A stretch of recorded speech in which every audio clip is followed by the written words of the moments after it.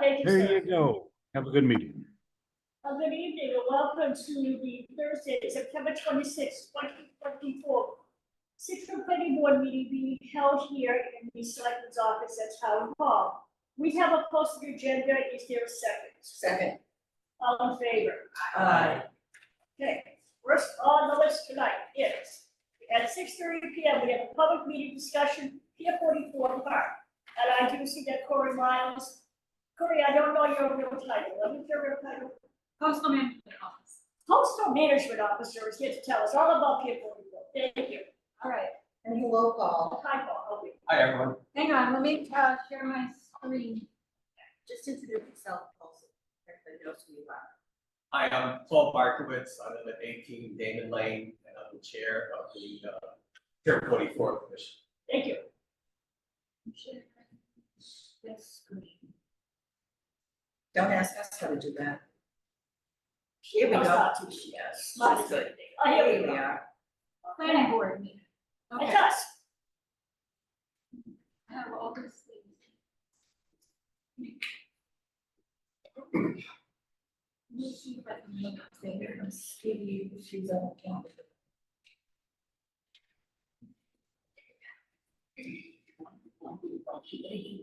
Yeah. But we'll start this off with telling you that they're gonna redesign Pier 44 on Jericho Road. They've been working on this for a couple of years. It's a derelict old building down there, and Corey has done something with Copper Wolf, and we'll have a fabulous park down there pretty soon. Full screen mode. There we go, There we go. there we go. Okay, So just speak really loudly for us, but we do have people in TV with us. Yeah, and actually, you're speaking to up there. Up there. oh, all right. No. Yeah. Just yell. Okay. With the kids. All right, so we are here to have an informal planning discussion about the designs for the Scituate Harbor Park. We haven't meeting yet, but we've just been calling it the Pier 44 Park. And we have quite a history on this park, and I think Paul is going to speak to that. He's the chair of this Scituate Harbor Advisory Redevelopment Committee. It's quite a mouthful. Thank you, Corey, and thank you for giving us some time tonight. This will be our first time before the board as a whole. We presented to the department heads, we presented to CPC several times, but it's great to see all of the board members, and we're really excited about this park. Like you said, Patty, a lot of work's been done, and we can see a park at the end of the tunnel, so to speak. Just to identify our commission, we have representatives from waterways, recreation, disabilities, arboricultural district, economic development, and the select board.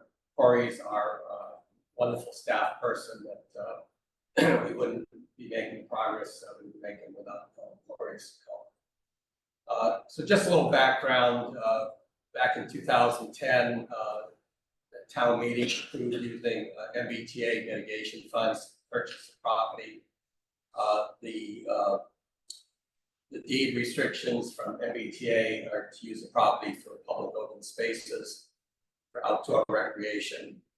And so immediately there were some efforts to take the town's pulse as to what they'd like to see there. So there was a survey of town departments and commissions, and the conclusion was the best use was for recreation. So not commercial buildings or anything like that. It was an online survey of over 1,000 people, and again, they supported open space and recreation. There was a prior commission developed. They did a phase 1 report. It's a really good report. It's on our Pier 44 website. And the recommendation there was to demolish the building and develop a waterfront park.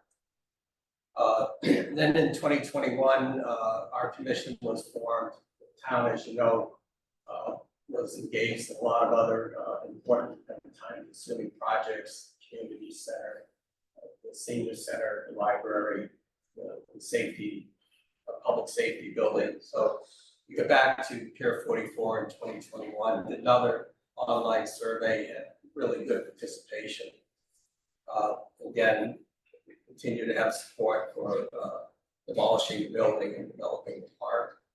A real significant milestone was our selecting of a lead consultant to help us get through the process. We had 8 very qualified firms respond to the RFP, and they're all very capable, but we thought Copley Wolf had particular experience with this kind of project, and so we selected them, and I'm very happy we did. Did another survey in 2023. And this survey focused more on features, so we know it's going to be a park. Here are some of the features: bathrooms, open lawn, a boardwalk, plaza for events, all these small events, kayak launch, shade was a big issue for folks. Then we had in 2023 2 public meetings, one in the morning, one in the evening, and 80 people attend. We reached out to everyone we could talk to in town, boards, commissions, community groups. We talked to all our adjoining neighbors and business owners. We've tried our very best to listen and really to have a park that the community will affect designs. We've had requests for features. We've tried to do everything we can to improve those design. A big milestone was in 2023 when CPC allocated $300,000 for our study process. And in addition, Corey got us a grant of $100,000 from MAPC.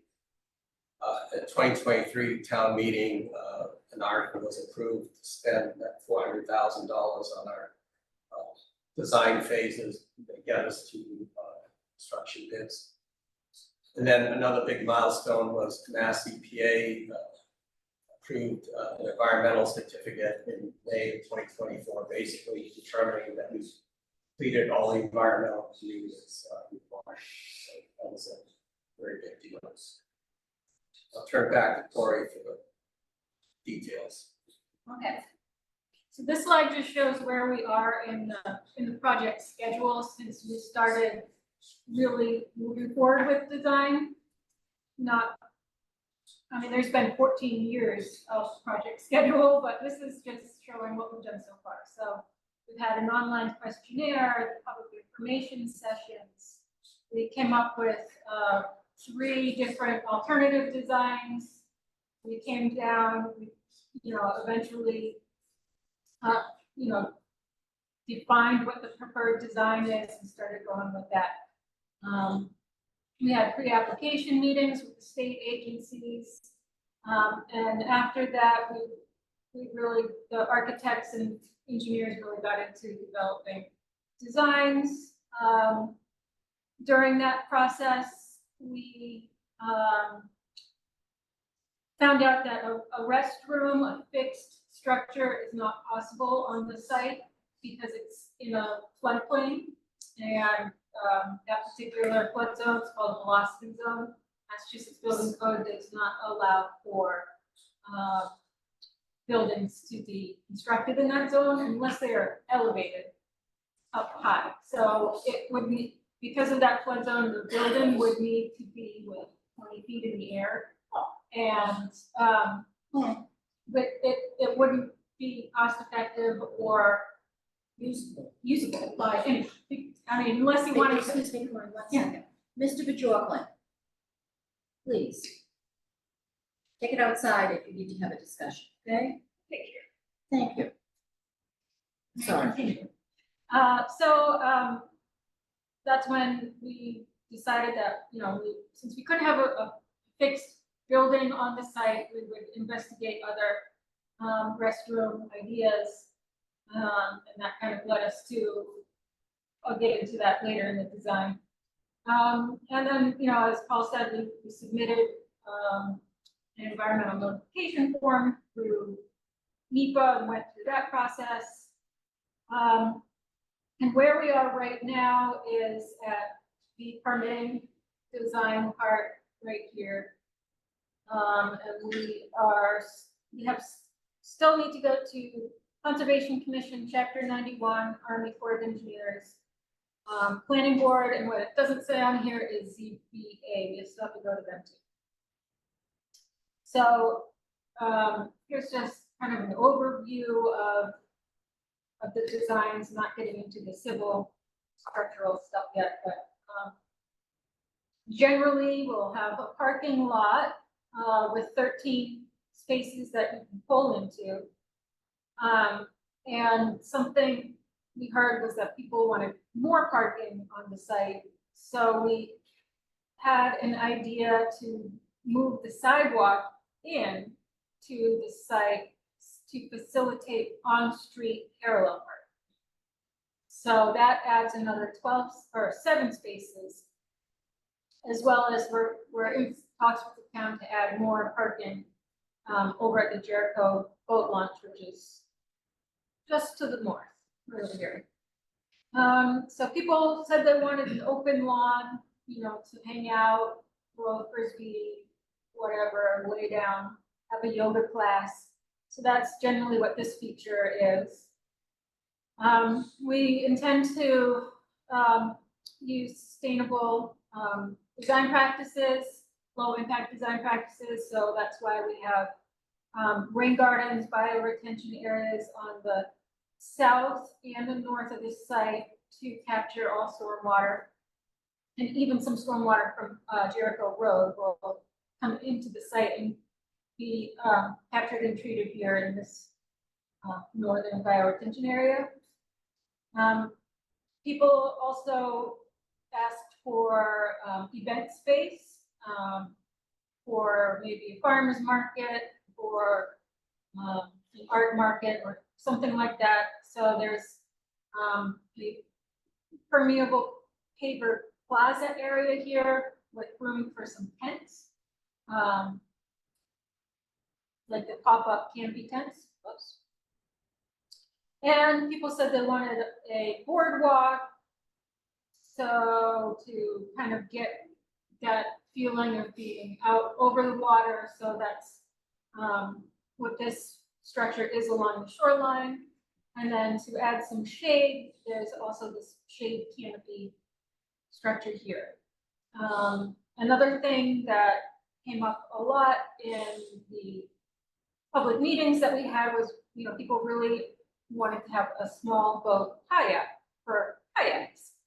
So we've done our best to integrate that into the design as well.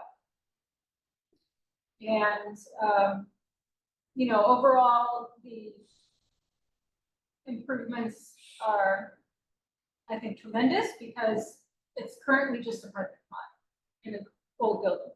So adding native coastal vegetation will help to treat stormwater runoff, as well as beautify the area, create habitat and some shade, and just add some green space in that area. Because that area of the harbor has a lot of pavement. Corey, I just wanted to mention something. So we've got a building that's used, and so there are various activities in it. And we worked with the town staff to actually just come up with a list of every group that uses the building, every activity at the building, and then identified alternative places. So we don't want to put anyone out of business in terms of their activities. A lot of their activities can be at the new park. Imagine a yoga class right on the boardwalk or under that canopy. It'd be really spectacular and start the day. So a lot of good work's been done on that. So we'll have a place or recommend a place for current activities. And we think some activities don't have a place to find a home. So this is just a couple of cross sections. This one is the northern end of the park. There are some existing overhead wires that we are not proposing to move. So the existing utility poles will all stay where they are. But basically, the new sidewalk comes into the site, so there's some separation from the road. And there's a walking path that goes around the site, and then you can walk across the lawn and access this boardwalk with a shade structure. And it kind of cantilevers out so you can get that feeling of being out over the water, look down and actually see water. And this is a cross section from the southern end of the site where there will be a bike rack and a little bit of grading to ensure that there is a nice flat area for the plaza and the lawn, open lawn beyond that. And then there will be kind of this bridge walkway that gets people out onto the boardwalk from that end as well. At the parking lot, there, oh, okay, now I see. This is at the property line with the neighboring marina called TPG Marinas now. So that's where the bioretention area is right here, and people will be able to walk across this open lawn and onto the cross planting area. There is a grade change here as you get down into the bioretention area, so we wanted to keep the walking path level, so this is going to be like a boardwalk. And then, of course, we'll showcase some, native coastal plants, very low maintenance coastal plants. And, if we want to get into some of the plans, we are happy to do that so we can get some ideas about, how we're meeting the review standards or what needs to be done. I only have two comments. One is that you cannot iterate enough that it has to be a public area, that we can't put another restaurant, we can't put, people really need to understand the constraints of what you can do with that property, because you hear it every day, because I hear it every day. I thought, why can't we put a restaurant in? It's not I think it has to be an Italian restaurant. allowed. Yeah. I did that before, we don't want to do that again. The other issue, is that grass gonna be real grass? Everything's gonna be, Yes. I'm not sure, right, so no, gonna be. It's gonna be real grass, and also when we talked with the Water Resources Commission, they asked that we use native grasses, so we wouldn't require irrigation. So really, that's our plan. Like water, we saw water, I don't know, so we know floods, so we know that, Real so. grass. Can I ask you, how did it make out the last one? It's still storming down there, how's the parking lot doing now, is it wet? Right now? Yes, has it been the high tide, did it flood? Oh, yeah. Yeah, okay. I mean, People need to know that that's gonna happen, it's gonna continue Right. to happen, so that's why it's designed the way it is, to let it flood. Okay. But Karen? No? I really appreciate that you took into consideration the groups that currently use the space. The Scituate High School robotics team is there, a couple times a year. There's been, graduation parties and things like that, so that's awesome that you went back through it. Really appreciate that. Thank you. No, well, you answered one question, because there's really gonna be no irrigation system here, so. Right. So the grasses that we're proposing to use aren't gonna be, they're gonna go brown essentially during the summer, if it doesn't be. And are they salt tolerant? Yes. So everything is being designed with the expectation that this thing will flood periodically. Yeah, and Corey has a graphic that shows the flooding is going. oh, yeah, I did. Okay. I was like, they're probably not gonna be interested in that, but. Oh, sure. That's what we are interested in. Oh, okay, I can actually see if I can pull it up, but yeah, the building now essentially acts as a flood barrier. So once we take that down, there is a possibility that more water could come onto the site. So that's why there is some additional grading in that area to raise it slightly and direct any stormwater into this, let's see, into that EMP that's there here. So you can see the grading has most of it coming down onto this EMP, and there's an under drain so that it will drain back out into the harbor. And we're not going to cause flows to go over to our neighbors on the south. Still goes underground to the marshal, right? On the other side of the street? Oh, Yeah, there's yes. a culvert. You guys are calling there, right? Yeah. That's nice and clear and all that. I know. There's an outfall that drains that marsh that's across the street. So this shows the small boat tie-up. We'll have a gangway that goes out to, otherwise it'll be in the mud, so have to go out a little ways to get into water, and that will come out in the winter. Want to talk about the restroom a little bit more? Sure. Uh, The, The comments, we have an incredible flow of people walking past that park area of the property. And so public restrooms are a big priority for folks. So we're addressing that. As Corey said, we had a permanent type structure that be flood resistant, but we're not going to do that. We've got a portable one. It's not a portable or anything like that. It'd be really nice when you have a nice desk inside that restrooms on trail, on a trailer. that will be on So it's site. a tight tent, so it's gonna be fine. It's tied into There's no discharge to sewer. Oh, there is water and sewer on it'll tie into town sewer. Oh, I'm sorry, I misunderstood. I thought this is not like a portable. the site. It is portable. It's on a trailer. It's on a trailer, like the one that was just at Egypt Beach. So you can, move it, But it's cut gonna it be off. permanent. No, it's gonna be on wheels. It's Yeah. literally a trailer. that I has- get that, you tied it into town sewer.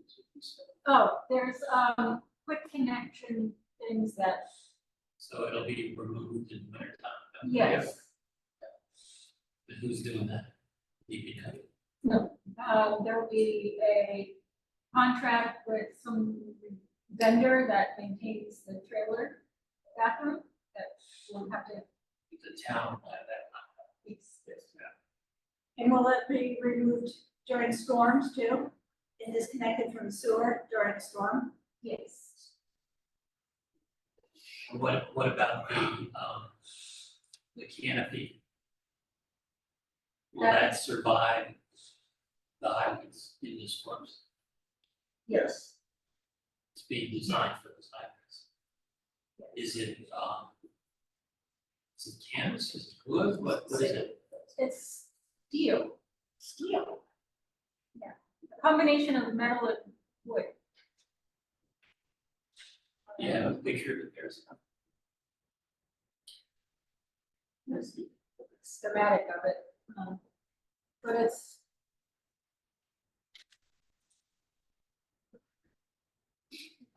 Hard to see, but we can get more details on. I'm just curious what it's constructed of. So the piles are steel and they will be, there, we had a lot of meetings with structural engineers on this. The piles will be made of steel and they will be encased in this other steel column and they will be driven into the bedrock. and we'll be there for so.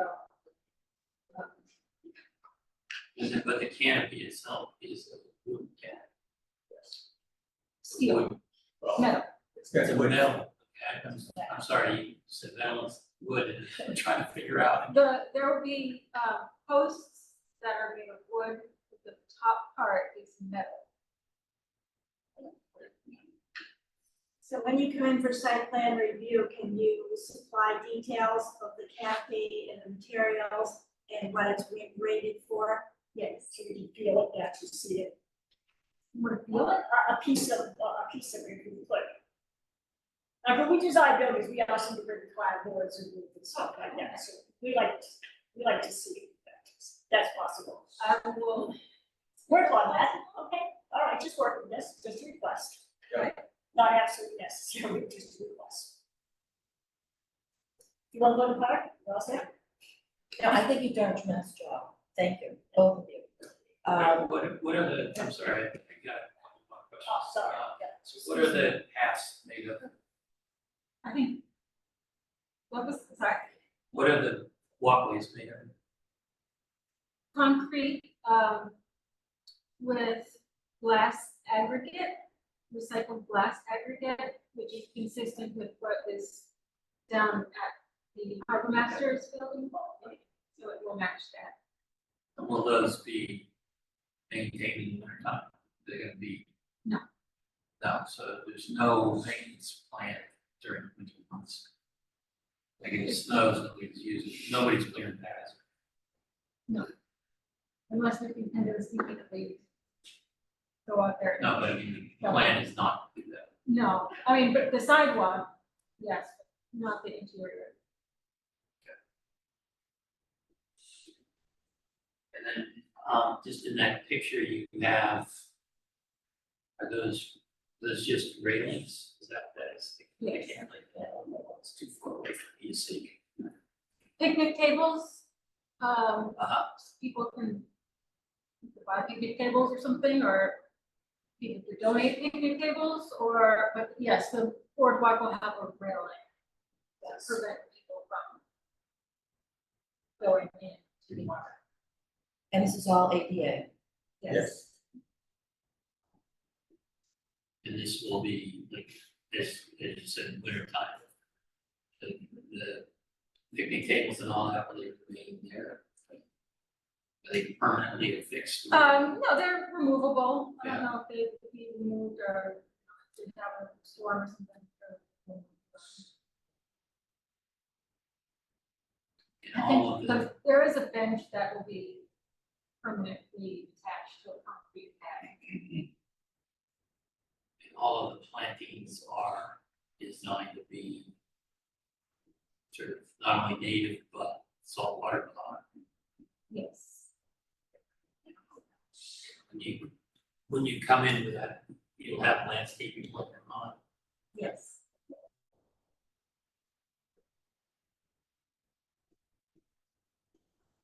Okay. Yeah. Be interested to see The canopy. the details here. How deep is bedrock here? I know off the top of my head, there was geotech done. So, because pile driving can be quite expensive. Go ahead. Are you sure? I just think Absolutely. there's something else he wants to say. No, not sure, go ahead. Oh, thank you. No, you've done a great job, thank you very much. And Patty's absolutely right, if I see one more time, why can't we put a building, do something on that property? That ship sailed a long time ago. And it's just, the other thing is, 300,000 came to you from CPC, which was great. If you want to put any other amenities on that property through CPC, they have to be permanent. They have to be affixed. Like that bench that you're talking about, they can't be movable. If you put bike racks, if they are fixed, then who knows? But that's something for you all to think about. All right? Thank you. We will have artistic, cultural, historic features that we've like in our past. embrace the future. What will those look like? Are they plaques or? No, this still being developed. We have, Teresa May and Tracy Johnston are heading up a committee to work with the consulting team. So they're more likely sculptures or something? Could be. Public art would be nice. As long as it doesn't look like what's the library, that bike rack. I love that. I think that's. I love that fish. No, it's the kids standing next to it that just don't quite make it. Anyway, we want first refusal. Okay. Can I tell you that compared to what was there? Yes, This is a beautiful design, been a long time coming, and you guys have worked long and hard at it. And I know, everybody in this room who's been involved in town politics knows that it's, has to be a park, and you need to keep saying that over and over. I can't stress you enough. To say that, as you open up every single presentation, this is why, this is what it is, we lost. It looks great, and we look forward to seeing you again with some more details, and we are not required to request it for the candidate. Right. Oh, no, I think we need to know I think more it's on the required. candidate. I I mean, mean, it's it's not- required as part of site plan. I'm talking about the touchy-feely stuff. Yeah, Touchy I mean, feely right, stuff. but- Yeah, you know, that'll sound. Yeah, that's what I'm saying, Pictures, pictures are fine, if we could have anything, it would be nice, request it, but Yeah. definitely. We'll see that. Yeah, sometimes, like I said, when we do design review. what is the time frame of when you're going to be talking about submitting? I guess it depends on how long it takes us to get a sample of canopy. No, Don't do that. Don't hold up on it. No. If it's readily available, bring it in. If not, we want to see drawings, that's all. Okay, we have drawings. Yeah. Or specs too, you know, Yeah. you can get spec Yeah. sheets. Yes. I mean, that would be acceptable too. It's not requested. Request not requested. Be Okay. interested to see how it goes. Do you want specifics on the materials of the boardwalk too? Yes. Sure. And the railings, and the sidewalks, all that kind of stuff. We like to see all that. Okay. So that should all be work and a landscape. Okay, we will, And the stormwater is being done by conservation. We've not broached that topic. Okay. Typically, when a project involves a endorsement path, conservation does, Yeah, that's But- kind of what but, you know, we haven't broached that topic. when do we submit the stormwater management report? You tell me when you're gonna submit, and we'll figure that out. If you tell me you're gonna submit within the next 2 weeks, we'll talk about it and figure it out. I mean, because there's questions in site plan review that ask about drainage. And so, you know, but it needs to be a stormwater plan. we'll figure it out. But we definitely have a storm. Yeah, I That's just what we submitted. you find that I it's think you the need to submit a jurisdiction base, you versus need to ours. submit a basic stuff to us, because planning board still has the right to review stormwater. But you might get your stormwater permit through the conservation. Make Do sure you we're guys have all a sense for how much the whole thing's gonna cost? That's still being refined. Yeah, don't scare us. Yeah. Right? Yeah, maybe that'll be. I'm assuming it has at least 6 figures. Oh, yeah. And, no, Corey's very good at finding, grant funding. We'll definitely be looking at that. So we hope to have a significant amount of grant funding. We'll be probably asking CPC for some funding as well. Cool. Sounds great. Great, thanks, Thank everyone. you. Thank you. We look forward Look forward. to seeing you again. Look forward to working. Thank you.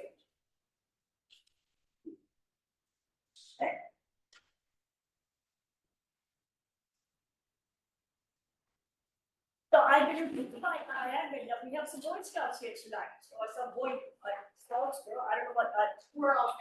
okay, so we just want to know, can you tell us why you're here? I know you're here for a reason.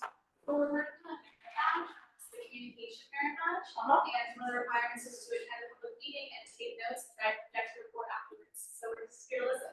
Oh, great, then you go. Future board members, right here. Become interested in, sign up.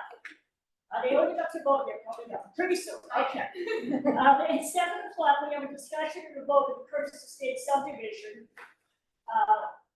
And I see that Mr. Gilpin is here with us tonight with lots of papers. Okay. How are you tonight? Is this not working? We got to kind of yell at that one too. It does, but it, They want you to talk to the apple or whatever the heck it is out there. What I'd like to do is actually start with maybe Karen giving an update, and then we'll try and answer some questions. We did have an on-site with the consultant for the town yesterday, and a lot of things have been pretty much closed out. So we'll go from there, and she starts it, we'll wrap it up. So I gave you, everybody has a copy of the report that was submitted today, was only submitted this afternoon, so I didn't figure it was worth sending around. There's definitely been a lot of work done in the past 2 weeks. The as-built have been submitted. So those have been reviewed. There's a few things that need to be added to the as-built. The hydrant has been painted. The rocks have been picked up behind the wall. The rough edges of the wall still haven't been addressed, but that's a topic for discussion tonight. We have a couple of places, Steve located most of the bounds. In a couple of places, the bounds aren't there. One of them, there's an iron pin instead of a bound. And one of them is by the, I think maybe they didn't put it in because the electric is right there. But in this day and age, with the modern surveying equipment, it's not like the old days where you needed every bound to be able to do things. I think we should probably have the other two put in and just not do, or maybe just do an iron pin if it's possible by the electric. But I don't want anybody to get hurt, et cetera, because by the electric is also a property too. So, it's been verified that the street lights work. We have an area where on the back detention basin, back basin, there's some existing shrubbery along the basin edge. And I think it ought to be taken out. I mean, we call, all of our basins call for a clean size. Another issue is that we don't have the meadow grip. We don't have a meadow on the septic system. Okay, this is the current septic system. It is grassed. They say they did use the right seed. I'm not sure you're ever going to get a meadow. I think that the quality of loam might not have been very good. It also does, it never gets water. So I think what you see is probably almost the best is what you're going to get. I think that the homeowners association might prefer it to be something like this, something that they can mow. But that's a decision that the board is going to have to make. I mean, I think we have to look at what's best in the long term for the homeowners association and the project. Did I get all the major issues? Pretty much all of us, when you're done, I'll Yeah, I mean, I took all these so I took a picture of the hydrant painted. I took a picture of the end of the wall, which hasn't been addressed. And I took a picture of one of the places that has the iron pin. But no, still one. Mr. York's. Very nice dog. that's the queen bee. That's right. Walked the whole site yesterday, did a very good job.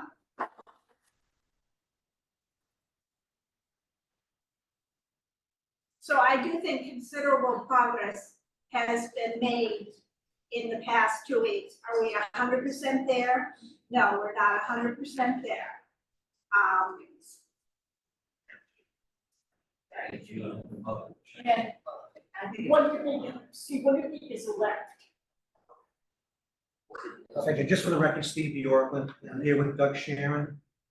Dougie actually built some of the houses in the subdivision, but was not part of Wellbe Builders, who are developers of the actual subdivision itself. So, and Dougie's been instrumental. He's taken some of the guys that work for him down. They removed the rocks and some of these things. Actually just had an operation. He was out there with a shovel helping me find the bounds so that we could take Peter Palmieri out there. And as Karen said, there's 3 bounds that showed on the as-built plan. And one of those is directly above where the underground electric goes, near the entrance of the subdivision. It's like the 3rd bound in. There are other bounds that are close to that, but when I actually dug for it, there's actually a spike in the ground rather than a full bound, because I don't think they can go deep enough to put the bound in. I'm in a little bit of a loss because the surveyor who went out there and set all the bounds is in Barcelona, That's a good place. and he just retired, but as soon as he gets home, I'll be able to chat with him hopefully next week. I think that, as Karen said, they can locate that pin. Right now, you can see it. We took a picture of it. Actually, right there. That would be covered back over again, so obviously no one's gonna fall in the hole. Most of these were within, 3 or 4 inches of the surface out there. What happened is after people landscape, they raised the level a little bit near the edge of the sidewalk, so some of these things are buried a little bit, but they are there. So when a surveyor goes out, they'll use a metal detector, which is what I used. I was able to find all except for 2. And there are 2 on Carriage House Lane. The as-built plan the as-built plan we had the other day actually indicated that those were rebar and caps. And I'm assuming they're rebar and caps because they also couldn't put the full bound in on the edge, they're right next to the edge of the sidewalk, and I think there might be underground electric, but I will verify that when JD gets back. I didn't want to bother him on his vacation. So what we did is when Peter went out, we wrote down the things that he wanted on the as-built plan. It was very minimal. All the pipe sizes and pipe types were on the plan view, but when they did basically the cross section, they didn't put all the pipe sizes on the cross section. Those have all been added as of 4 o'clock today. So everything that Peter had asked for is now on the as-built, and the as-built is complete. What we determined when we were out on the site was that stuff was so minimal that Karen and I can actually, I highlighted the plan so she could go right through it, see what's there. I also had them change to say that the rebarring cap will be set, rather than saying that it was set on there. So those will be added. Obviously, we do need a little bit more time to wrap everything up, but like she stated, we've done a lot of the stuff that's out there. The edge of the basin, Dougie's crew actually went out, cleared the underbrush that's in that area. There were a couple small trees that were there. One's reasonable size. It might be like 5 inches around maybe, or 4 inches around, I think, in the picture that you saw there. And I was talking to Bill Smith, who's in the audience also. He's on the association. And we're gonna meet with the landscapers that they're using now, because the trust was basically set over to them to become trustees about a year ago. So, and everybody understands this has taken a long time to get to this point. So we're trying to go from here forward if we can do that. So I think that he's agreed that they'll have their landscapers possibly take care of that small area.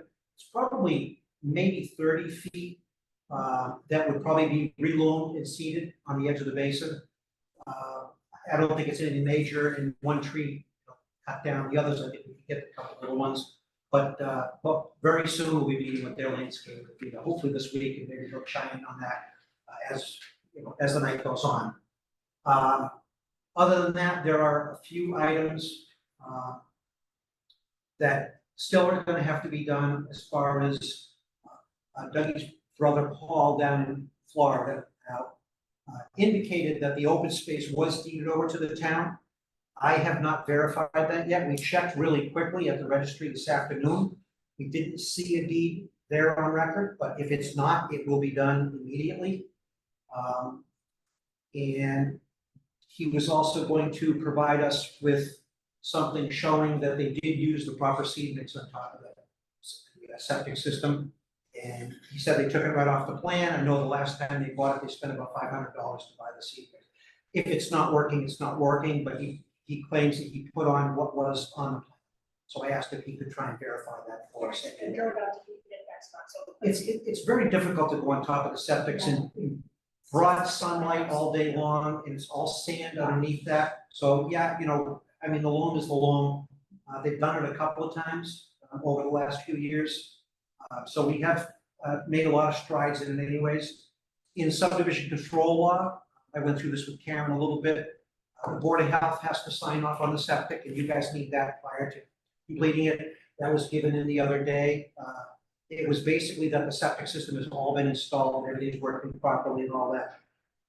It's gonna sound funny, I'll back it up a little bit. When subdivision control law was written, the Board of Health used to get involved in the drainage. And I think we've come a long way since then. Now the planning board and their consultants handle everything that has to do with stormwater management and all that. So we do not have a letter from the Board of Health stating that the drainage is okay, but your consultant has chimed in the drainage is fine. If you'd like us to get something from Drew, I'm assuming what he would do is just look at what your consultant did, and say the drainage is okay.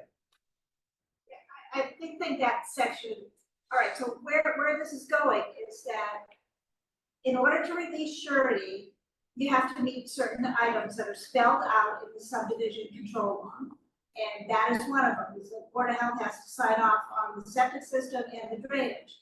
So mind you, we don't have all these things, okay? And so that's upon the applicant to submit all that documentation. And so they will not be done October 1st because all this documentation has not been submitted. And after that documentation is submitted, the planning board has 45 days in which to say it's complete or not complete. And so I would think that ultimately, and tonight, we should allow that opportunity to get all this documentation and then tell them it's complete and give you the 45 days in which to review it. So we are requesting something from the Board of Health. No, we are not requesting something from the board. We are requesting, we have it. I was provided that a long time ago. I have some. But with that checklist that I gave you, all that stuff has to be submitted in order to release the surety. And what we tried to do when I was at the last meeting, I tried to address the fact that the as-built plans were in limbo and wanted to do as much stuff as we could on site. And Doug actually stepped to the plate and paid the engineering bill and have the as-bills done and get released so that Peter could look at those. So we'd be prepared to have an on-site meeting. And I appreciate the fact that Peter went right out with us and walked right through it. So all that stuff went well. Yes, there are a couple things left on site, very minor things to take care of. Stonewall. The two ends of the stone wall, we're looking at that.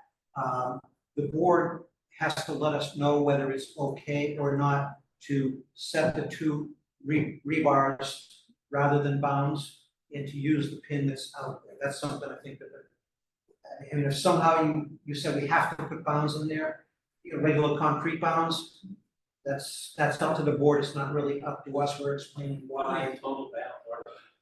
Excuse me? How many total bounds have been Oh. placed? I didn't count them. They're all over the There place. were a lot of them. There's a whole lot. There's a lot of them. So We also- establishing those two Steve, data points. Steve. We also addressed this, we met with Sean from DPW, and Sean and Peter and Karen and myself will say, as they survey now, if you have a couple bounds, they can go out there and GPS the entire subdivision in. Yeah. So there are a ton of them out there.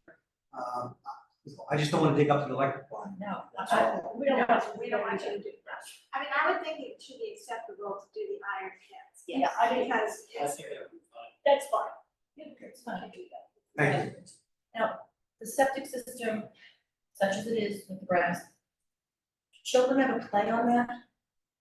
You'd have to ask Bill that. I just got involved 2 weeks ago. Mr. Smith, the children play on the septic system. That's what it was. Rarely, but, I mean, we would like to see it more as a lot, frankly, I don't see it. Just not gonna roll with no water and right in the sun, so I'd rather have it neat, that's what we've been doing. Again, we'll maintain it and cut it in how you want it, but I think that frankly is part of the best way to do it. So I think one of the issues would be maybe is to oversee if it's a fall or something that doesn't require a lot of water, right?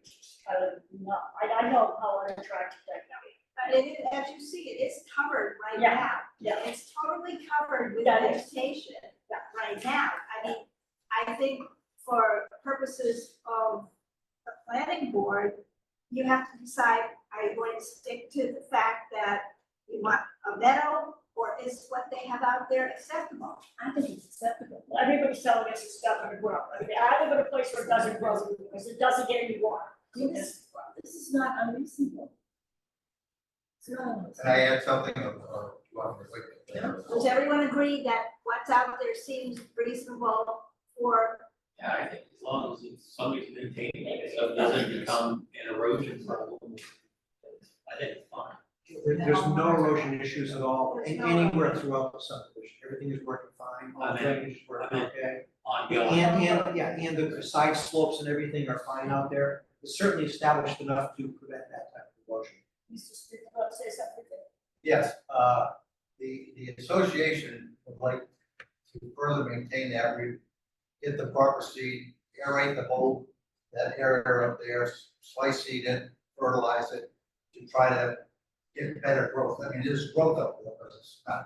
Well, it's your property, so you can. Yeah. So I mean, we're prepared, and we want to maintain it. I don't like. I have a Well, I think problem. it's better maintained than let it go and you start to get things growing up. Yeah, that you don't want. Roots or not what you want, right? In the maintenance and operation agreement out there, there's certain things for the different basins as far as cutting schedules and things like that. And if I get the opportunity to sit down with Bill and the landscaper, we're gonna try and go through that and make sure that they can adhere to what they have there. And if there's some type of a change, we'll put a letter in, so if it's on top of that, we'll just get in the file that they would like to cut that more often or something like that, just so that there's something. Yeah, it would be good to update. And we're also submitting for conservation for certificate of compliance, which is really just the trench out in the very back, last basin out at the end, part of that went into the buffer zone, so that's actually gonna be filed for as well. So that's in process. Well, it's, if you maintain it yourself, it's gonna look nicer, we know that, so. so I think the board needs to take a vote. I mean, we said October 1st was the deadline. As you see, they're making progress now, but we don't have all the stuff. And that's, I think you should be given that opportunity to make sure we get it. And because the surety is still good now till February 20th. So I would recommend extending the subdivision so that we can finish it out, because I have no more peer review money. I mean, it's been spent in the past week in terms of Peter doing the as-built review and going to the site visit. The only thing that we have is a bond. And so I think that having the bond, keeping the bond and not calling the bond is the better path for the planning board to actually see this thing get done. And we're so close now, I think that we should try to give them the opportunity. What date do you want? I know the date. You have Well, a it date? needs to be done, if we get 45 days, that's done by January 6th. I had asked to be January 17th, you have to be back up January 17th. That's the date. That doesn't give us enough time for the expiration, sure, for 45 days. Well, we need, I'm gonna believe that we're gonna get a letter saying they're complete, and all this stuff is gonna be submitted in the next 10 days. Yeah, that would be great. And so then extending it out a little bit beyond 45 days makes sense. So, I mean, that's why we, you know, mid-January seems like a good time. I'm including the 45 days. I was saying January sixth is the latest. No, I'm trying to extend it out so that 45 days is within the time frame. Yep. Right now, because, I mean, That's good. I firmly believe that it's going to be finished and we won't have to call the surety. So can I have a vote that we would like to button up on that January 17th, 2025? So moved. We're gonna do our best. All in favor? Aye. Thank you for the Yes, you're on time, your own. and I know that Paul thanks you. And I'll leave this with you, Karen, this is complete, so I'll give copies and send that electronically, but everything you've looking for is on. I'm looking for all this stuff. Oh, yeah, no, I'll get working on the deeds and all that stuff now, but, I thought I it wanted was to get already this done. deeded over. and Paul said he deeded it over. The only thing I said was that I checked the registry really quick, the engineer's office, and the grantor grantee index, and I didn't see it under the grantor grantee index, so it very well could be there, but I will check that as fast as I can, so. All right, check it Conservation as as well. fast as you can. So if you have a little list, you just check off those things they should do. It's down to a few items, so I appreciate the chance to wrap it up for you. Well, we appreciate you doing all that hard work. Thank you very much. Good luck. Again, Dougie really stepped to the plate as far as picking up the tab on this for the most part, so. Thank you that's very great. much. Thank you very much. Yeah. Okay. So it's, we're only 15 minutes behind. So we have old business, new business, correspondence, administrative item with updates, so we can approve the minutes. Thank you.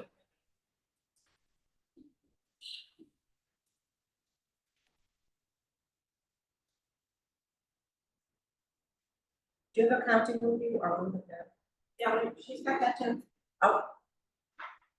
Want that now? Yep, thanks. Scituate trip. Yes, okay. So we can approve the minutes, please. Okay, move to approve the minutes, September 12th, 2024. For a second. Second. All in favor? Aye. Accounting, I'm sure we spent some money. always.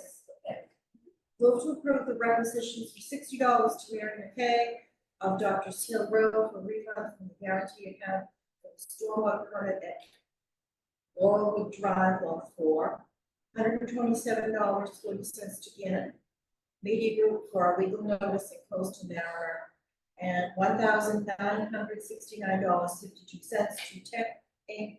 for mileage reimbursement and peer review of 5 Laurelwood stormwater permit project. Second. Second. All in favor? Aye. We're gonna move on to our favorite part right now, which is the update the MBTA communities. Oh, please. Almost done. No news. Are you kidding? You're kidding. I'm not kidding you. That doesn't pass a straight face. The last communication I had with them was August 26th. That is outrageous. So, but technically, I think they have 90 days in which to review after you submit. I mean, so I'm hoping, we submitted July 25th. I'm hoping they're taking the 90 days from the July 25th, Which would be until, like October 25th or something. I mean, they told us we didn't have some things, but we did submit them. And so they said our application was complete on August 26th, but we did submit. They changed their mind partway about how GIS had to be submitted. And we submitted our AG approval and our town clerk certification. So I don't know why they didn't get that. So no news at the moment. We're still waiting. So we'll say no, this is good news, no? Okay, There you there we go, okay. So now we have our zoning for 2025, so, you know, we've been going through definitions because of our new Affordable Homes Act, or whatever it is, the government process. So I hope everybody got a chance to read it, yep. and we have to make with the decision about kitchen facilities, or we can read through this. How would you like to approach this, Karen? However the board wants to approach it. I know what you would, so we know that we need an attached and a detached accessory dwelling unit, and then we have a lodge. Which is purchased for, so accessory dwelling no larger than 1%, greater than 900, owned by special permit as opposed to as by right, which is what the state is required. Does that meet with your request? I think it's just their point, you know, basically you're saying anything over nine. Right, We would implement the way we implement it now. yes, that's what we're saying, yes. That's good. So if you look at page 2, which is the kitchen facilities. So we can only submit one, so we can come to some kind of resolution as to which definition we would like. I can share it like that. So,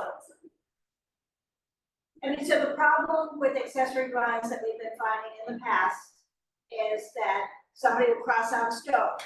They still have the plug for the stove. The inspection happens, they go back and put the stove, but yet they have no accessory dwelling special permit. So it doesn't officially count, you know, as an accessory But dwelling. you know, if the plug is there, then it should count. Well, and that's what we're trying to This is say in what- this right. definition.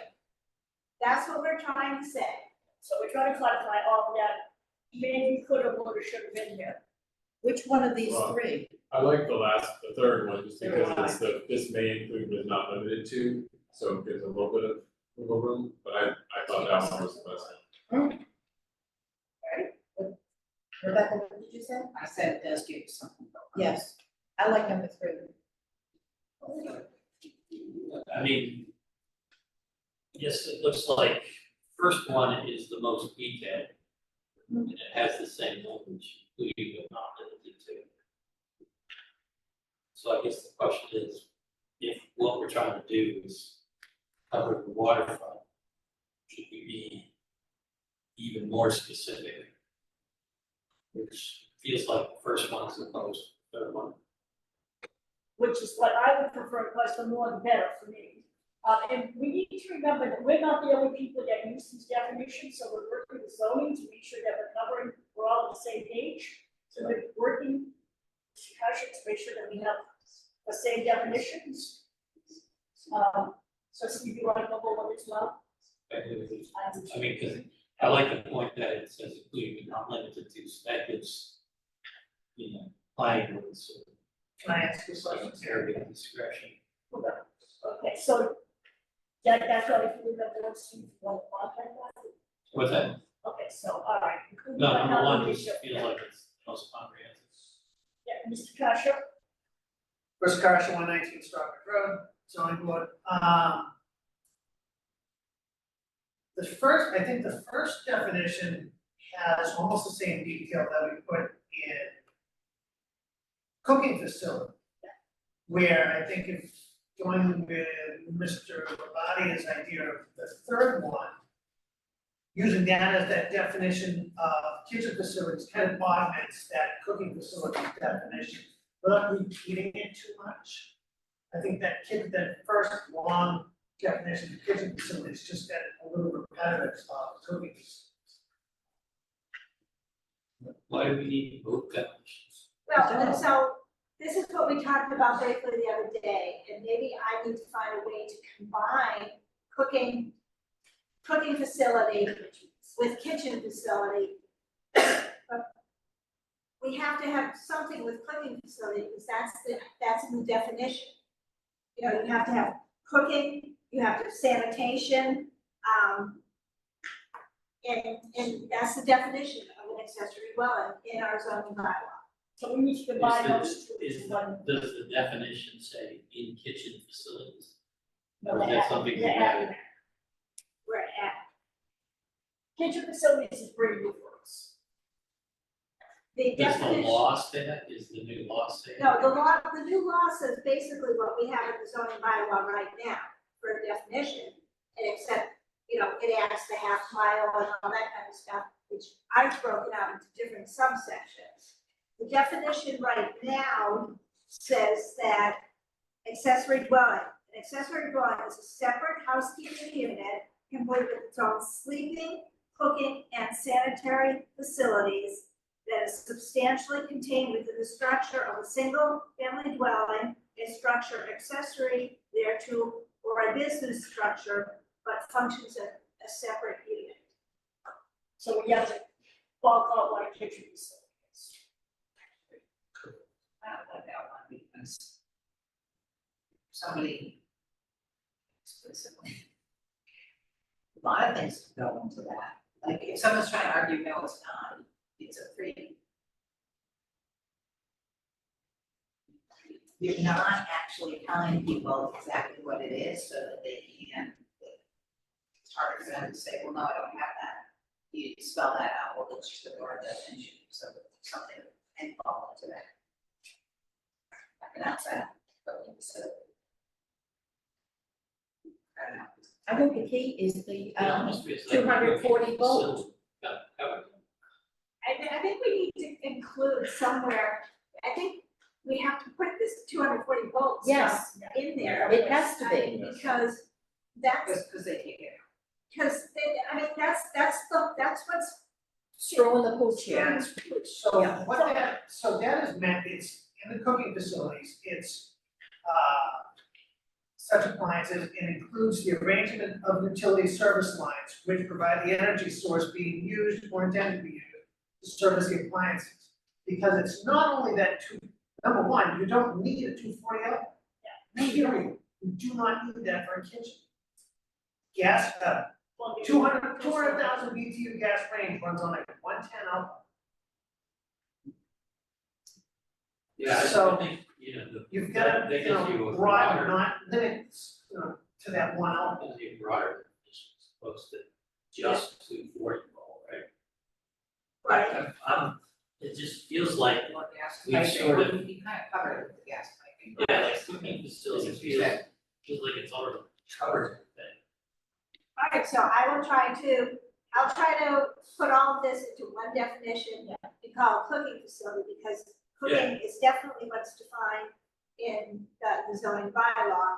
And just the new state law, it's the same, sleeping, cooking, and sanitary facilities. So, Well, Yeah, we the know- thing that's missing from cooking facility is, in kitchen facility, you said any space, facility, or service, right? yes. And it doesn't quite say that here. But I feel like you could just edit cooking facility. Yeah. Basically get it all done. Okay. What's interesting about cooking facilities is the legitimate definition of it is a cooking device itself. Right. And then we brought it out for the successful dwelling, right? But that literal definition is the device. And we want to expand it. Yeah, Because I just feel like it's not Well, just yeah, a little device. but it's a when you get system, into right? the literal Yeah. definition, Yeah. And so we wanna be comprehensive. All right, so we'll work on, for the next meeting, we'll work on trying to combine those two. Yeah. It just, That'll clean it up a little bit. that'll clean it up. But That's good. we did the large accessory dwelling. And, we talked with town council, and town council still doesn't, he's just guessing right now too of what's required. So I went back and made the changes that you wanted last time on, in applicability. And, we added, one curb cut, accessory dwelling shall be held in separate ownership from their primary dwelling. They have to be same ownership. And, because we still don't know what the wording has to be yet, I said, notwithstanding prior iterations of the zoning bylaw, only one accessory dwelling unit is permitted as of right. The existence of a current accessory dwelling unit prohibits a second unit without a special permit. That's good. I mean, so, You gotta put a stake in the ground somewhere. right, we have to, We're still, so, if other people are still trying to sort it out, let's put our let's put our, I Stamp mean, on town council has said, do what you wanna do so far. And as we go along in the process, we find out it's not legal, then change it. But I like what we do again. Just keep I mean, finding it. we're basically trying to say this is for single family homes. Right. And we don't know if that's gonna be what they opine or not. They may say it has to apply. I mean, it's, some of the language in there says residential zoning. So we don't know if that's going to apply to a duplex. That's still up in the area, and we don't know that from that.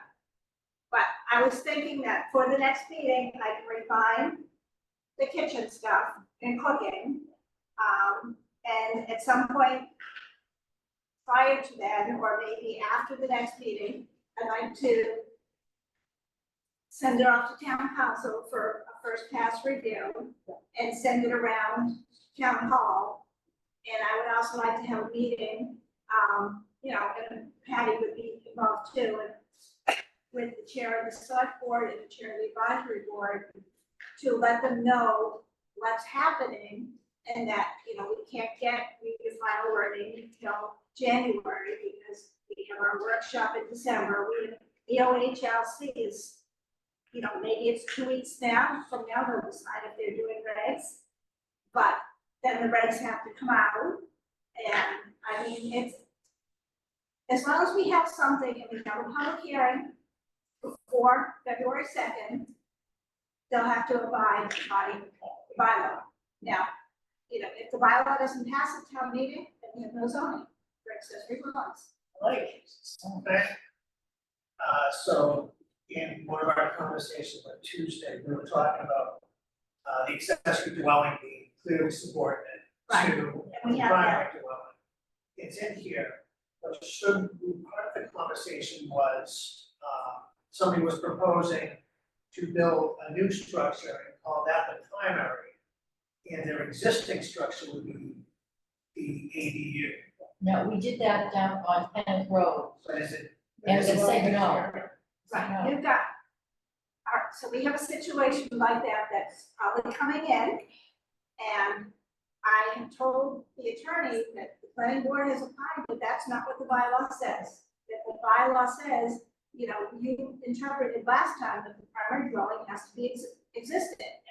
Right. And it doesn't matter, you know, The accessory dwellings clearly subordinate. right, but they were going to make it, so they were gonna make a new primary dwelling, like 3,000 square feet. So the existing house would be, they want to become the accessory dwelling, and it would be subordinate.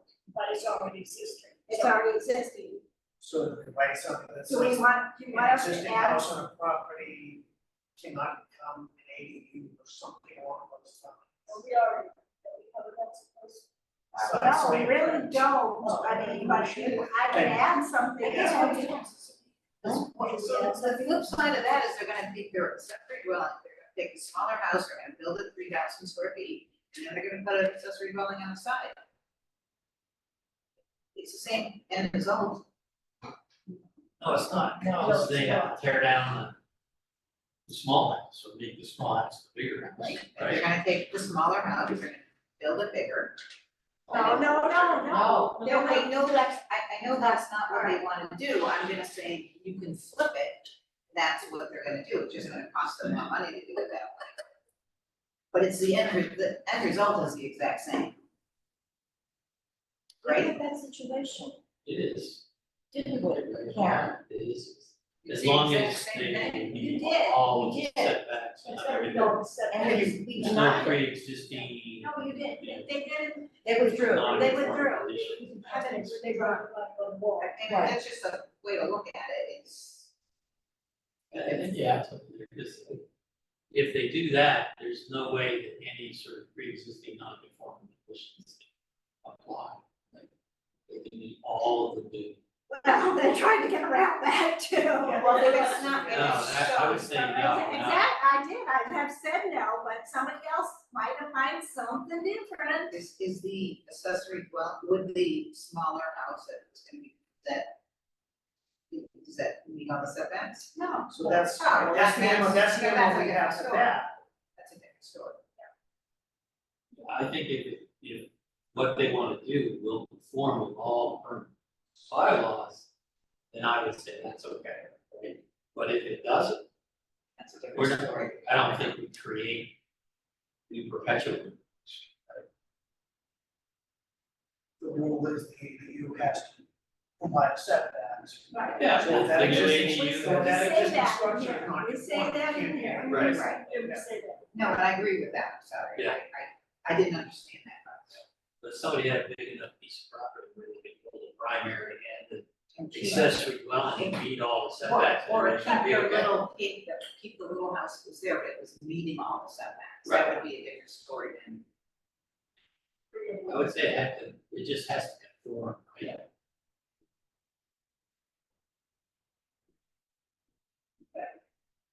I mean, we do have a lot of smaller lots that this could come up on.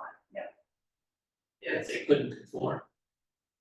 If you build a 3,000 square foot house, could they really make that work on a 5,000 square foot lot? No, not on a 5,000 square foot lot, but you know, they might be able to do it on a 20,000 square foot lot. Okay, well, if And it so can, if then they meet all the requirements, it's fine, right? Right. But no sort of grandfather with pre-existing conditions there.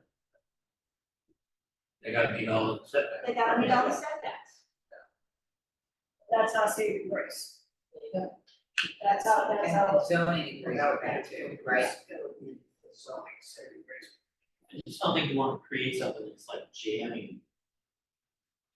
Not a smaller lots, jamming these two things together, where they don't conform with what the standards and facts are supposed But to be. that's No, what but we we're want afraid of. them to comply with the standards setbacks. Correct, that's what I'm But that saying. doesn't mean that jamming's not gonna occur. You're gonna try, so, I mean, But But if that's, they meet the setbacks, then they're allowed to have it. that's right, Right, and, right. I, you know, and what do you have that's to- just the way it is, right? Somebody had a brand new lot, we could do the same thing, right? If they had an undeveloped lot, they could do the same thing. So it seems like the flip side should be the case as well. And so we've tried to put stuff in here, like maybe screening and maybe that kind of stuff, because that seems to be, to try to. That would be a have- special permit, too, right? In that case. That case did, but this, I mean, No, in the case of where they're trying to flip things, is that more a special permit than as a right? Freestanding accessory dwelling, Was that, freestanding accessory dwelling, or detached accessory dwelling. well, if they did it and it was 900 square feet or less, is it as a right as opposed to a special permit? If they're flipping primary residence. So long as that accessory dwelling. These setbacks.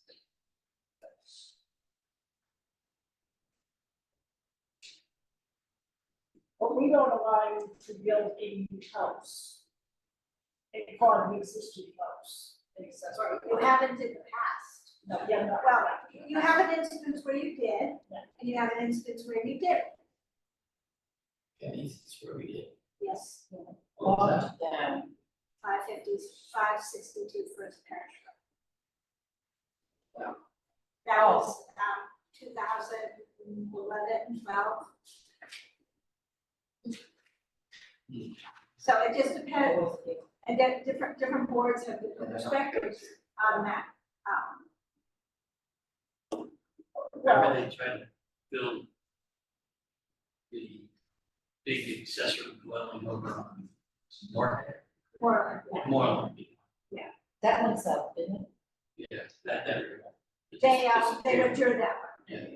And didn't they try to do something like that over in Chief Justice Cushing as well? Right, the huge house, they wanted, they wanted to access the apartment. Recalling that, I mean, I'm recalling that the controversial one was Moreland, and they withdrew. It was somewhere down, Kenneth, somewhere down that, where they wanted to build a new primary Right. dwelling, and use the Right. house as, the existing house as accessory, and you said no. And then we had, a long time ago, there was one on Garden Road. And, the board for a long time tried to say it had to be subordinate. And, it wasn't really supported. That one got approved, but it never got built.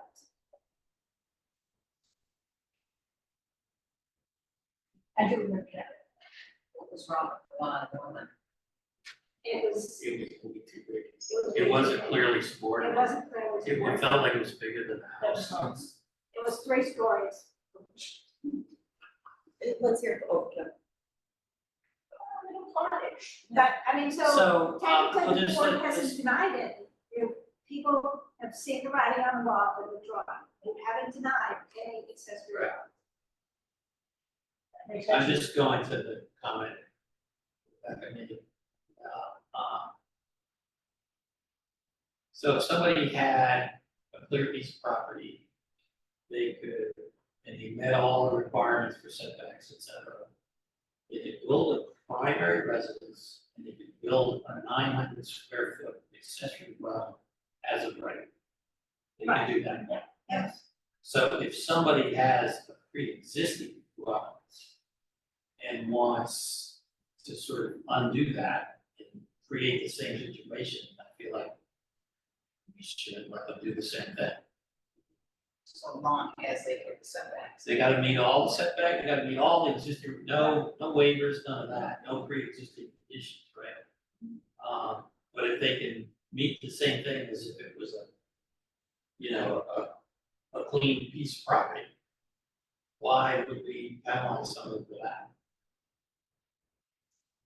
I don't think it would, right? So it seems like that's the piece that if somebody wants to do it, it just has to meet all the existing requirements, right? All the latest requirements. Right. You know. And if everyone read through all the latest requirements, you're okay with all the latest requirements? I mean, look at the mini charts. The one that we still have in there is, detached requiring a special permit because I don't know, I mean, I have a feeling that won't be allowed, but, town council said, keep what you want in here for now, and we'll start whittling out as we go down the line and they make some determinations. Comes on the pushback. Well, we lost everybody? Right. So any detached is a special permit. That's what we have right here. I'm not sure we can allow that. You don't know if that's not, we can't control that. We might not be able to control that, but we would still Well, have I feel like something that's to the do. objective of legislation, Right, right? right. So whether it's attached or detached, does that matter if it's 900 square feet or less? Well, they're gonna say probably no, but, so that's probably coming out. We're still allowing accessory dwellings above businesses. Because you allow them now. You have a couple, you have the Harbor's a business zone, Humrock's a business zone, so you still have that. And, we definitely put the, Yeah, I feel like that's okay, right? I think it's okay. It just puts more people living in downtown districts. We have, any accessory dwelling unit shall not be created by any extension of non-conforming building dimension, including front side, rear setbacks, we already have that, Right, right there, so. and we also have say it somewhere else too. Yes, And so we say it and they, it's clear that you can do it. can't do it. Mhm. Setbacks are setbacks. The one thing I do not like is the ownership. I don't like that at all. I think that the idea that it should be owner occupied at least in one of the units. And I that could change, enough pushback from the rest of the state. Right, So we because don't know it's just, and ultimately I can see condominiums coming out of this. And that's questions been asked. So, if we require one ownership, Well, it could be condominiums because It it has has to be under happened. one ownership. It's- It has happened. Stranger things have happened. Yes. No, but I mean, the requirement is that it's the same ownership. I'm not sure that that's going to survive the legality as No. says town council, but this is I think what, we should put it in there. We did, it's Basically, not in there, take- but- make us take it out. you know, Well, that's it. in the seminar that I went to and Chris, you know, I listened to it afterwards, and Chris read to, they were saying you might be able to have condominiums. Because, you know, each one owned by a different owner, the land owned in common. And I'm thinking, how is that an accessory structure? It isn't. It doesn't seem to No, fly, it's not. it doesn't seem to fly to the definition of an accessory use. So we know by No, here, we they're would not. have No, I think we It's a stick more with that than that. definition. But zoning doesn't take into, we are not allowed to determine ownership.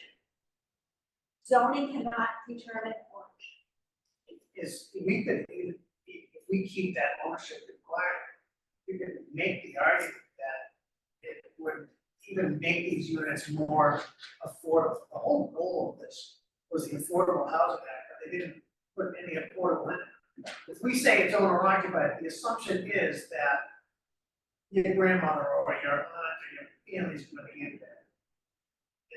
You know, we can't. more, right, That was probably not the objective of the law. the objective, no, exactly, It was to make it available to anybody. Make it who wanted to available to rent, anybody. right? But your bylaw allowed that for years. Yeah, I know, we've always allowed, well, Always allowed. not it to always, be- but for I the mean, last many years. we've Many allowed years, that. it's been able to be The rented. one news piece that I saw on this, Channel 10, they had a big deal about the standards allowing these accessory dwellings for, you know, for your grandmother, for your parents, for your, you know, for, so, you know, to enable people, and it's in something.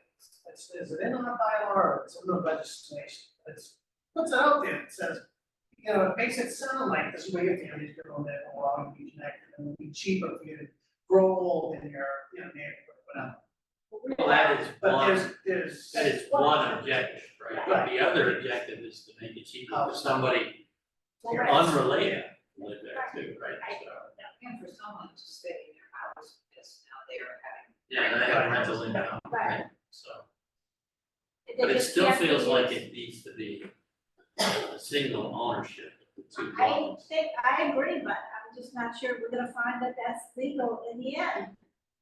Well, and we'll deal with that when we get to it. Well, I think we should put in what That's we gonna think. blow up should- the condo law, but that's a whole story, and I don't know that any of those houses. If it's not divided under condo law, there's no, they're not gonna be able to get conventional mortgage access. Oh, Unless they pay cash. They can pay cash, but then when they sell, they gotta have a cash buyer. So that's a problem. Because Freddie Mac, Fannie Mae, Freddie Mac has to be it. In Massachusetts, it's gotta be under the condominium regulation. 93 something. Okay. So I don't know, somebody's just not thinking that through. Right, somebody's not thinking this. well, let's- Somebody will. So, I like I mean, said, at this moment, they're not. so we That's know, what I believe, just from what I do see. so we knew that the MBTA mortgage would push back, so this will also. This will also, when they see that one size does not fit all, oh yeah, we're gonna bounce back, so. We have no idea where our MBTA is right now anyway, so Today? no news is good news, that's what they say. Well, I think we've got the major I think we laid have out the the way major we want, points, so right? And then we just have to wait and see how So I think, the good, cookie crumbles. I think having the lawyers look at it once early on is gonna be best, and then we, you know, let them highlight the points so that you guys know what are the points that need to be maybe reconsidered as we fine tune and go along. We see each And what other ways can be read? Yes, That's that's, so. and because I don't think we can limit it. I'm- We can't limit the number of occupants, and I don't think we can Can't limit limit the what? number of bedrooms. I'm sorry, The double bed, so on. Yeah. in an accessory I home. don't have. I don't. Yeah, I just met, I met some guy the other day that had his really accessory dwelling, but he was raising his grandchildren, and yet he was quite a bit, gotten it, bought a smaller house, downsized, and suddenly he's got 2 grandchildren that he's raising. So, not for him, to do accessory dwelling, but there are other people out there that are in a situation where parents come from kids, and they're gonna live with their grandparents, so they're doing a rep shoot. So it's, I don't know, I kind of like it to play out. So it's in some situations, it's something like that. The one thing I got thinking about as far as that goes, you can build an accessory, you could theoretically build a 3-bedroom accessory dwelling. So now you've got 2 3-bedroom houses on one lot, doubling your sewer, your sewer use, your water use and all that. Then you're getting into the town infrastructure, if that was out. And it's also true. Well, it's gotta meet, However, if they're on septic. Board of that's Health their- requirements. Exactly, we don't have any controls there. And I would assume what's the situation? And then maybe we need to think about that, if you're on sewer, do they need a whole other setup? Yes.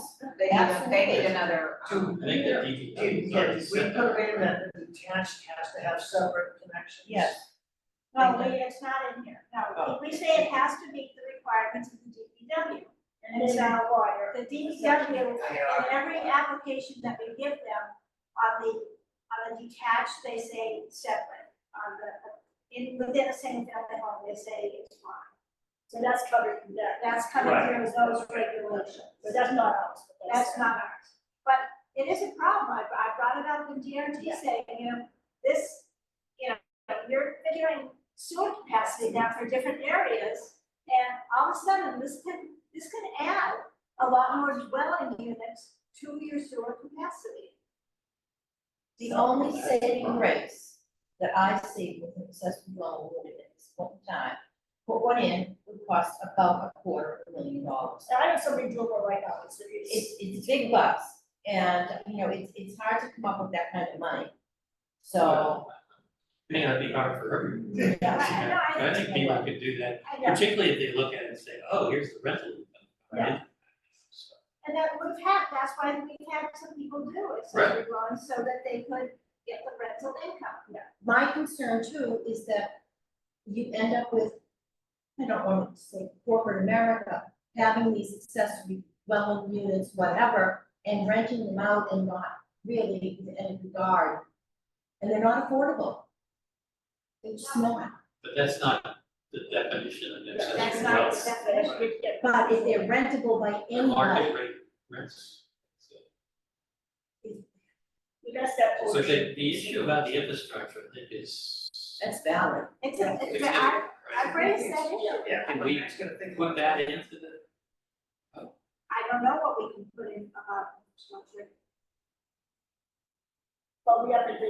I mean, because say you're on a septic system, and like we see now, if you want to put in 2-bedroom accessory dwelling, you need to, and you have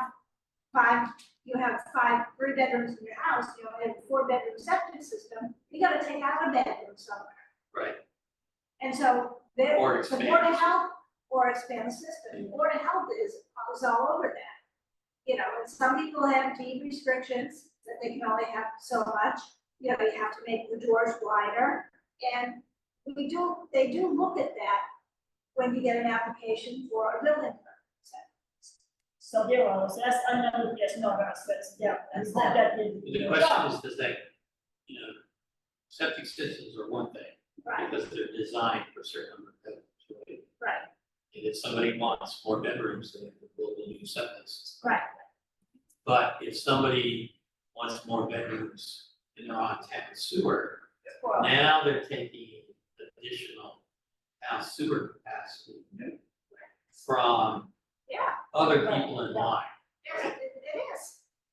It's definitely And- taking, So is there anything we can do to sort of make that a consideration? It's up to the sewer commissioners. and the sewer commissioners, that's why there's fees for, an accessory dwelling unit. Accessory dwelling unit has an $8,000 fee to tie in the sewer. What's the new house? 14. Yeah, but that's. And new connections. An accessory dwelling is half a sewer connection. But not if it's a 3 bedroom accessory, Yeah, it maybe. only ought to be a full fee. Well, but So maybe that's not not, what I would consider. that's. Well, so can we say if you're on sewer, you're limited to 2 bedrooms? We can't put it, we can't put it. Well, we can say anything we want. Well, write the law we want and. Exactly, then let somebody else object to it, But it right? has been brought to the. Because all of ours have said it's a single bedroom for an accessory dwelling, right? No, we never had the limit on the bedrooms. We never put more than 1 bedroom in accessory. Yes, we have. Where? Yes, we have. Elm Park, Yeah, that was more than one. We've had a couple that are 2 bedrooms. Was that something that? I don't remember seeing it. Maybe it was before I was here. No, you were here, we're on Gilson Road, I think, you know, we've had a couple of 2 bedroom ones. Because Because, mine is as big as the oceans. you know, some of them, they've had, some of them they've had a room for the parent, just say, and a caretaker too. So you've had allowed 2 bedrooms. Were those on town sewer, or were those on septic? I don't remember, I think probably sewer. Well, I guess it probably comes down to how much this is really legitimate. Because if it's still sort of this measured base, may not be an issue. So, you know, our problem with town sewer, we don't have the capacity, even if somebody willing to pay a $14,000 fee, that doesn't free up any capacity. No, it's not. Sometimes That's they're why not. they are working on I&I projects, and they're still working, I'm not sure how successfully, the regional sewer. But they are working on multiple fronts to try to, address sewer capacity. Yeah, but we have, people that been working on this for decades, right? Right, So- but I mean, you've had one I&I project, I mean, you had Cedar Point, they've had some smaller I&I projects. Well, that was so that, see, the Toll Brothers could connect 142 units, Andrew Company, Right. right? right? Another So- 70 some odd there, so. Right, so, I mean, capacity, somehow they're gonna have to find the capacity, if, just because we permitted development, doesn't mean there's the sewer capacity for it. So That's at some exactly point, my point. there's gonna be enough. Thinking about this task is setting up. No, That's the issue. That's the problem. And, you know, North Situate, they still get further and further behind. They're pushing North Scituate right now, I mean, the design drawings are being worked on. I mean, the party line is still 3 to 5 years, but we all know 3 to 5 years has been 3 to 5 years for 20 years. Exactly. So, but Anyway. anyway, that's where we are. Did anybody liaison? No. No. We're all set on that. Karen's got this good. And we have operating report. I did get a revised as-built for the residential compound. And, 7 new driveways had some interesting developments, and, Which one's, that is, Bill the Buckler doctor's Building. building, They're gonna be coming in October. I'm trying to get all the paperwork in line. The owners are gonna be taking over as applicants. As applicants. That's the yellows. They're gonna be asking for an extension of time. the owners of the building. Yeah, the property owner. Yeah. Which is The Osceolas, that's who owns the property. yes, Yes. yes. And then who's gonna build the, I don't know that, I don't know that yet. because But that's in conjunction with. yes, See with Mr. Paul. Right. In particular. it's tied to it, and so there's gonna be a presentation, in October. I'm getting in more information, but they're gonna come in and ask to switch the applicant to the owner, and they're gonna ask for an extension of time. That's not unreasonable. No, it's not unreasonable. Unreasonable at all. It's not unreasonable at all. Nope. Unfortunately, I thought it was. Right, so I'm just letting you know it's coming. And then we still, next meeting, we have a Form A and probably endorsement of 19 Ford. And we've got a lot of stuff coming in. Did the restaurant down in Front Street, they get the license transfer? I will do it, yep, Next meeting is. right. Just a little wedding. I don't think I will be here, I gotta go. No, I won't be here.